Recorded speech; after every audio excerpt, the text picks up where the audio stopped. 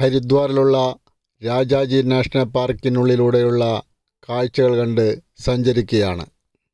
കുറേ ദൂരം സഫാരി വാഹനത്തിലൂടെ സഞ്ചരിക്കും.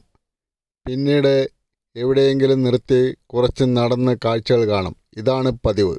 ഇവിടെ ഒരിടത്ത് ചില കാഴ്ചകളുണ്ടെന്ന് പറഞ്ഞാണ് ഗൈഡ് ഞങ്ങളെ നയിക്കുന്നത്. വഴിയിലെല്ലാം വന്യമൃഗങ്ങൾ വേട്ടയാടിയ മൃഗങ്ങളുടെ അവശിഷ്ടങ്ങൾ കാണാം. കാട്ടുപോത്തിൻ്റെയും മറ്റുമുള്ള അവശിഷ്ടങ്ങൾ. ശബ്ദമുണ്ടാക്കാതെ ഗൈഡിന് പിന്നാലെ നടക്കുകയാണ് ഞങ്ങൾ. ഗൈഡ് പറയുന്നത് പോലെ നടന്നാൽ നമ്മൾക്ക് നല്ല കാഴ്ചകൾ കാണാൻ സാധിക്കും.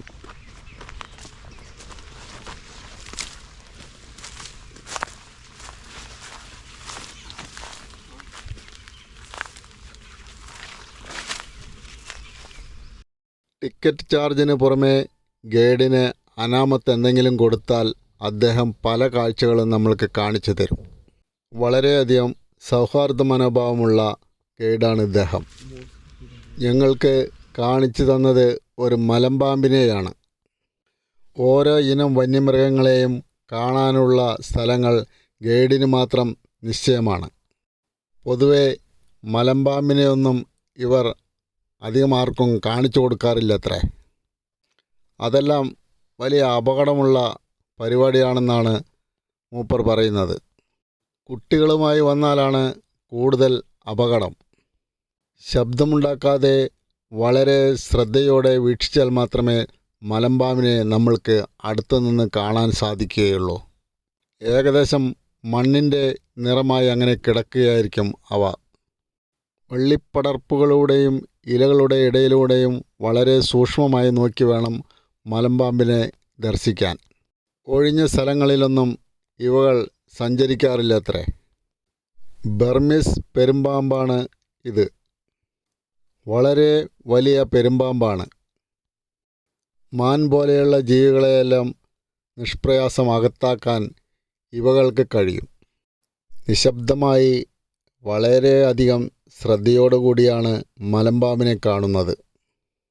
ഏകദേശം ഒരു 12 അടിയോളം ദൂരത്താണ് മലമ്പാമ്പ്.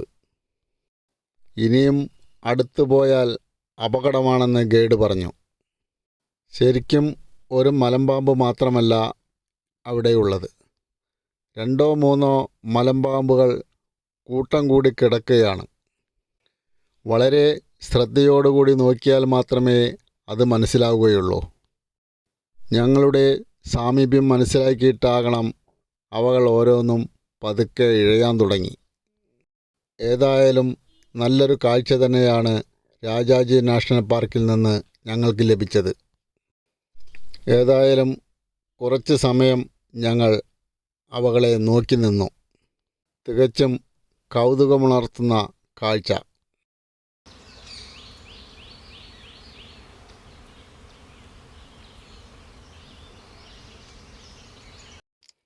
വളരെ വലിയ മലമ്പാമ്പുകളായിരുന്നു അവകൾ. അടുത്തു പോകുന്നത് വളരെ അപകടകരമാണെന്നാണ് ഗൈഡ് പറഞ്ഞത്. പൊടുന്നനെയുള്ള നീക്കങ്ങളായിരിക്കും ഇവകളുടേത്. മലമ്പാമ്പുകളുടെ കാഴ്ചകൾ കണ്ട് വനത്തിലൂടെ നടന്ന് ഞങ്ങൾ വാഹനത്തിൽ കയറി വീണ്ടും യാത്ര തുടങ്ങി. ഇനി കുറച്ചു ദൂരം ഒരു നദിയുടെ തീരത്തുകൂടിയാണ് യാത്ര. സോങ് നദിയാണ്. ധാരാളം മത്സ്യങ്ങളുള്ള ഒരു നദി. നദിയുടെ പരിസരം പരന്ന് വിശാലമായി കിടക്കുകയാണ്. മഴക്കാലത്ത് നദിയിൽ വെള്ളം കയറുമ്പോൾ ഇവിടമെല്ലാം ആകെ വെള്ളമായിരിക്കും. ഇതെല്ലാം ശരിക്കും നദിയുടെ ഭാഗം തന്നെയാണ്. മഴക്കാലങ്ങളിൽ കര കവിഞ്ഞൊഴുകുന്ന നദി. അതുകൊണ്ട് തന്നെ ഇവിടെ പൂഴിമണ്ണ് കാണുന്നുണ്ടെങ്കിലും ചതുപ്പ് സ്ഥലങ്ങൾ ധാരാളമുണ്ട്. കടലോരത്തുകൂടി പോകുന്ന ഒരു അനുഭവമാണ് ഇപ്പോൾ നമുക്ക് ലഭിക്കുക. തനി പൂഴിമണ്ണാണ്. വാഹനങ്ങൾ പോയ ട്രാക്കിലൂടെ മാത്രമേ വാഹനങ്ങൾ പോകുന്നുള്ളൂ. ഏതായാലും നല്ലൊരു അനുഭവം തന്നെയാണ് ഈ യാത്ര. ഇവിടെയെല്ലാം ധാരാളം ആനകളും മാനുകളും കാണും എന്നാണ് ഗൈഡ് പറഞ്ഞ് ഞങ്ങളെ കൊണ്ടുപോകുന്നത്. രാജാജി നാഷണൽ പാർക്കിൻ്റെ ഈ ഭാഗങ്ങളിൽ ചില ഗോത്രങ്ങളും താമസിക്കുന്നുണ്ട്. നദിയിൽ നിന്ന് മീൻ പിടിച്ചും ചെറു കൃഷികൾ നടത്തിയും വീട്ടുമൃഗങ്ങളെ വളർത്തിയും അവർ ജീവിക്കുന്നു. അവർ താമസിക്കുന്ന സ്ഥലത്തേക്കാണ് ഗൈഡും ഡ്രൈവറുമായ ഇദ്ദേഹം ഞങ്ങളെ കൊണ്ടുപോകുന്നത്. പോകുന്ന വഴിയെല്ലാം വളരെ മനോഹരമായ പ്രകൃതി കാഴ്ചകളാണ്. പച്ചപ്പ് നിറഞ്ഞ ഭൂപ്രദേശം. ഇവകൾക്കിടയിൽ വളരെയധികം വിഷപ്പാമ്പുകളുണ്ടെന്ന് ഗൈഡ് പറഞ്ഞു. അതുകൊണ്ട് തന്നെ ഇവിടെയൊന്നും ഇറങ്ങി നടക്കാനുള്ള അനുവാദമില്ല. ഇറങ്ങി നടക്കാൻ കൊതിക്കുന്ന പ്രദേശമാണ് ഇതെല്ലാം. അങ്ങനെ ഞങ്ങൾ ഗോത്രവാസികൾ താമസിക്കുന്ന പരിസരങ്ങളിലെത്തി. എല്ലാവിധ വളർത്തുമൃഗങ്ങളും ഇവിടെയുണ്ട്.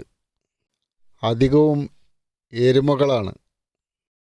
രാജാജി നാഷണൽ പാർക്കിൻ്റെ പരിധിയിൽപ്പെടുന്ന സ്ഥലമാണ് ഇതെല്ലാം.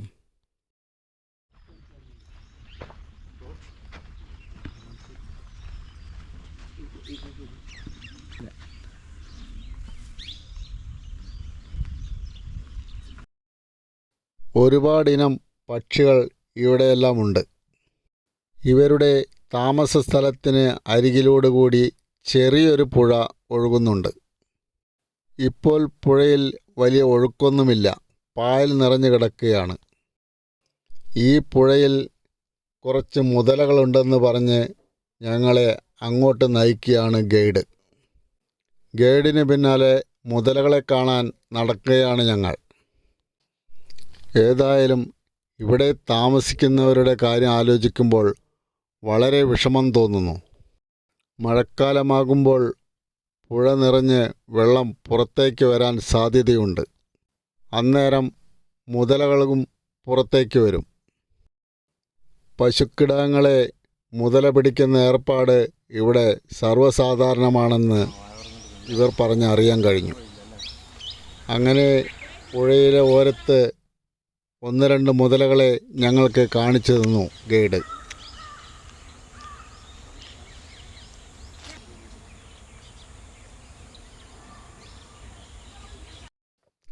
ചെറിയൊരു കനാലിൻ്റെ വലിപ്പമേ പുഴയ്ക്കുള്ളൂ. മുതലകളുടെ കാഴ്ചകൾ കണ്ട് ഞങ്ങൾ തിരിച്ച് നടക്കുകയാണ്. ഇവരുടെ താമസ സ്ഥലത്തുകൂടി എല്ലാം പുല്ലുമേഞ്ഞ വീടുകളാണ്. അധികമൊന്നുമില്ല, കുറച്ച് വീടുകളേ ഉള്ളൂ.